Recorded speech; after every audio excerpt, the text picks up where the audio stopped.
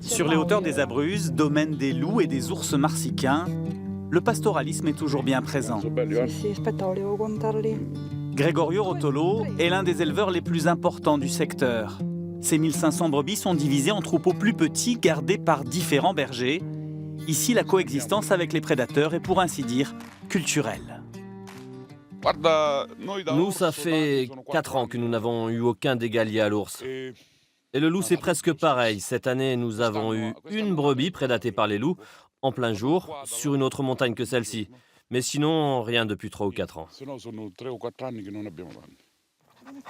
Élevés depuis des générations pour éloigner les loups et les ours, les chiens des Abruzzes sont au moins une demi-douzaine par troupeau.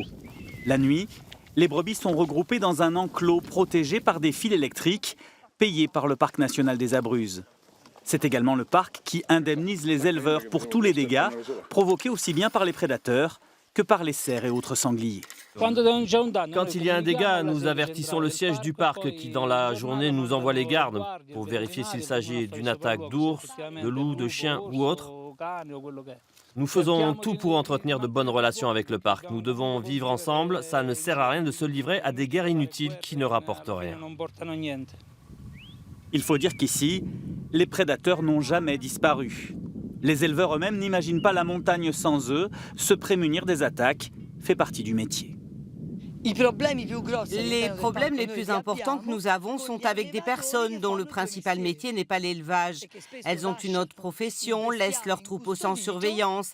Et là, il y a beaucoup de dégâts. Moutons, chèvres, cochons, bovins. Sur sa ferme bio, Alessandro Tamburo élève tout type d'animaux pour leur viande. Toujours grâce aux chiens et aux clôtures électriques, l'ours se tient de lui-même à distance de l'exploitation. La cohabitation avec le loup est plus délicate, mais elle fait partie du jeu. Ici, il faut pratiquer l'élevage tel qu'il a toujours été fait, c'est-à-dire coexister. Dans cette coexistence, il y a du positif, du négatif. Mais pour quelques bêtes perdues, nous vendons bien nos produits grâce au tourisme et pouvons investir et nous améliorer. Fromage de l'ours, miel de l'ours, les produits régionaux des Abruzzes jouent volontiers la carte des animaux sauvages. Car ce sont bien ces derniers qui attirent ici 800 à 900 000 visiteurs chaque année.